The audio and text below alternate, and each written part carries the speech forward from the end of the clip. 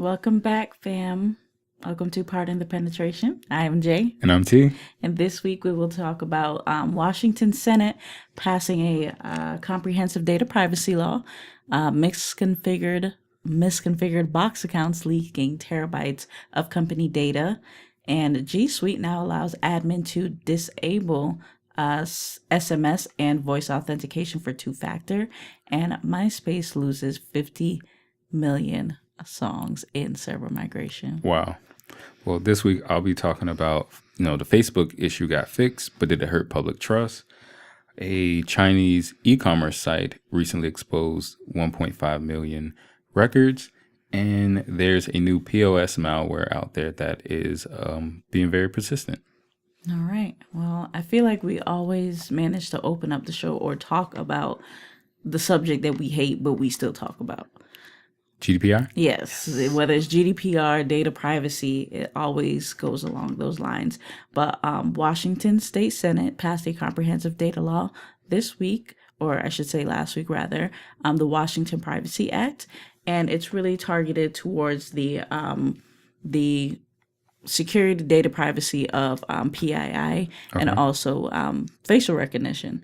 So this is the Washington Privacy Act would apply to entities that conduct business in Washington or produce products or services that are intentionally targeted towards Washington residents. I'm just interested to see how this is going to play out with Washington doing their own data privacy, California doing their own data privacy.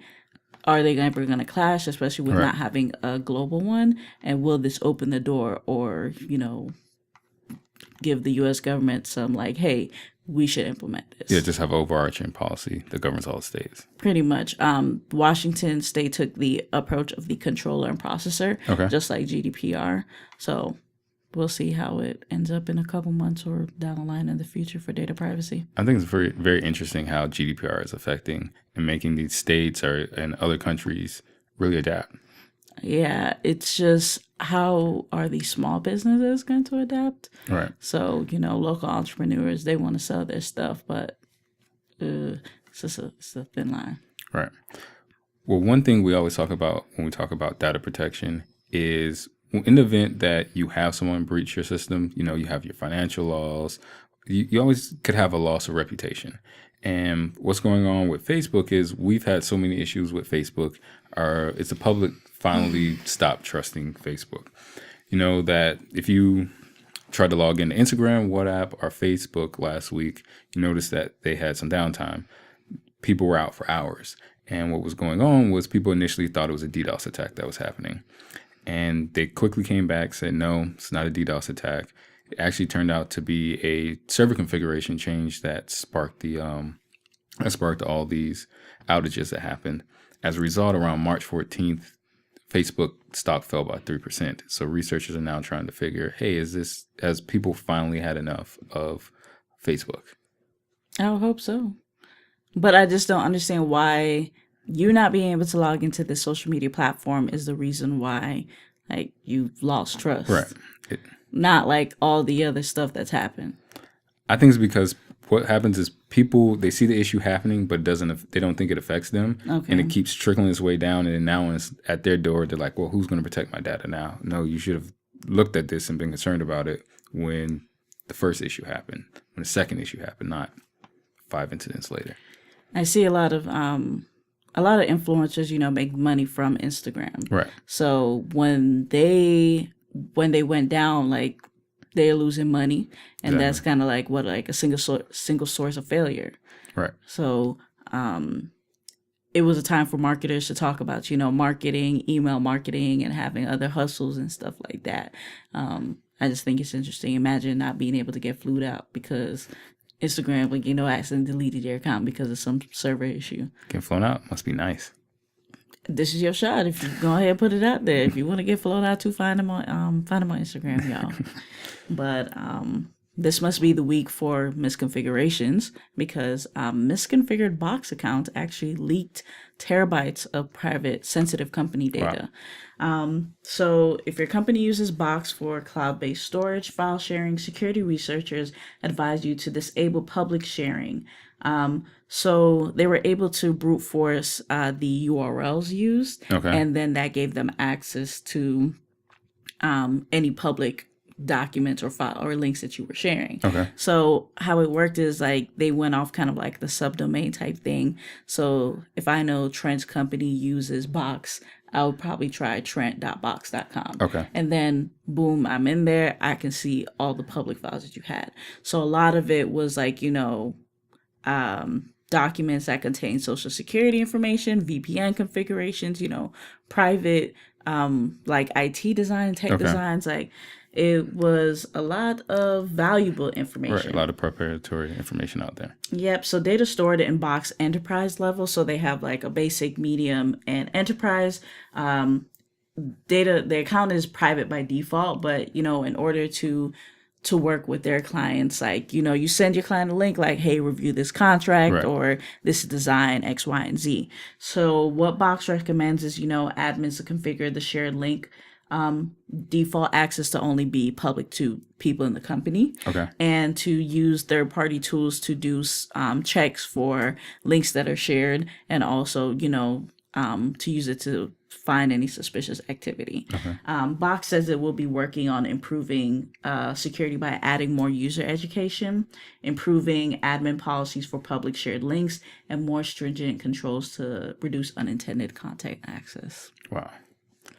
Well, I don't think this is just the week of misconfigurations. I think 2019 is just the year of misconfigurations. Oh, yikes. Researchers out in VPN Mentor recently found vulnerabilities within a Chinese e-commerce store called Gearbest. And what was going on is they processed hundreds of thousands of transactions daily. And they were able to find out that the vulnerability allowed people to access the database and find information such as payment information, date of birth, passport information, invoices, and payment details. So what's interesting about it is because they process so many transactions a day, it kind of gives people the opportunity, if they're persistent, to get a fresh batch of transaction details and things like that.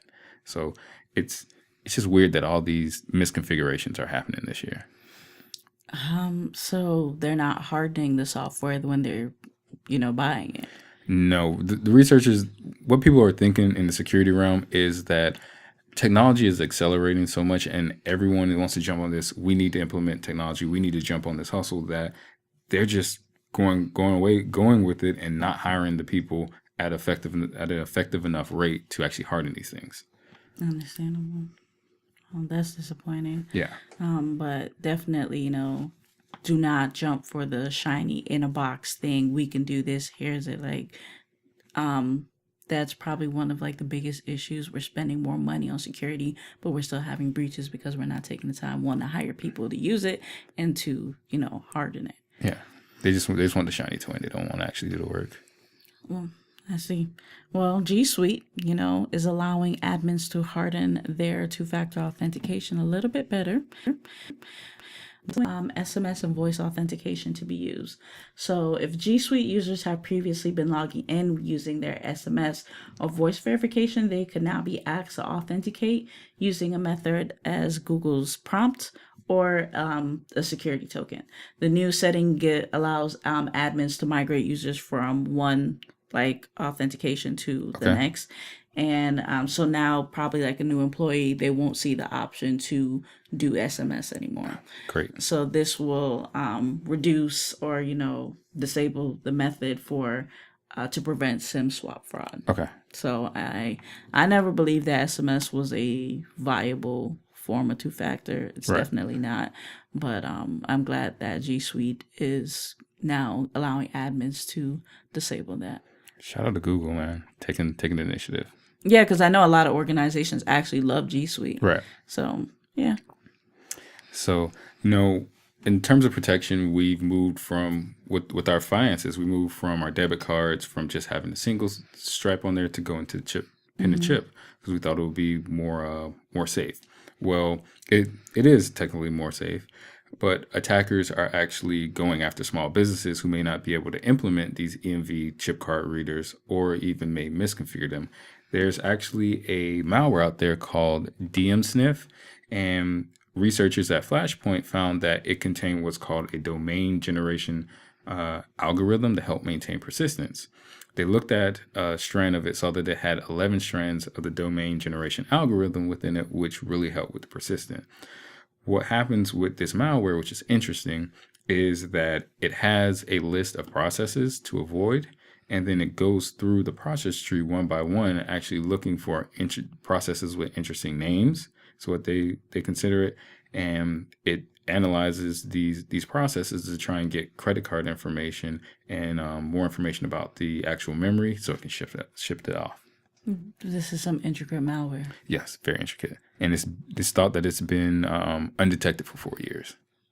So that's a very long time. Yes, and it's going towards the restaurant and entertainment business because I think those would be the ones that probably be misconfigured. I know, I go to the gas station a lot, and they'll have like they'll have the whatever it's called. Yeah, the chip and pin reader. Yeah, but you can't insert the chip. Like Right. it'll be taped off, or you can't use it, or they don't accept it. Right. So I think what they did was when they passed that everyone's switching to pin and chip, with chip and pin, is that they just had to have an actual terminal. They had to just change out the terminal. And then from there, they probably have a set deadline when they actually have to flip over the switch to use it. okay. All right. Well, we're going to have to pour one out for the homies in MySpace. No, what happened with MySpace? Man, they The OG? lost everybody's mixtape this week, man. MySpace loses 50 million songs in server migration. So MySpace users complained that links were broken previously, and they were like, they're going to fix it. Right. But this week on Monday, they said due to a server migration, any photos, videos, or audio files uploaded before 2015 have been lost. They're done because of said migration. They suggest that you retain a backup, your own copies, and if you have any further questions, reach out to their data protection officer. So I feel like they kind of did this on purpose. If we data protection officer before 2015, I think they really kind of did this in lieu of GDPR and stuff like that. But my homies in high school, they had they mistape, and you could put it on your profile. Right. But yeah, it's sad. You know how many mixtapes that would? I think they just wanted to get rid of space. They're just like, we need to free up some space. I think for legal reasons, they were like, let's just say it was a server migration issues. Yeah. You have any church announcements? I actually do. CompTIA and Immersive Lab recently partnered to do a pen test competition, and it started at the start of RSA and actually goes through March 24th. It's the last day for it.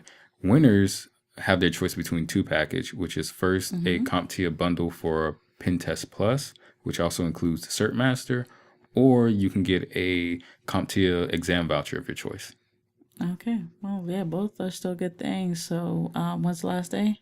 24th of March. Okay. Well, you guys are seeing this this Wednesday, so you'll have until Sunday to participate. Right. Hey, go ahead and get your exam paid for. Yeah, that is a good look. We should definitely hop on it. We should try that. All right. Well, that's it from me. This has been Pardon the Penetration. I am Jay. And I'm T. And that's it.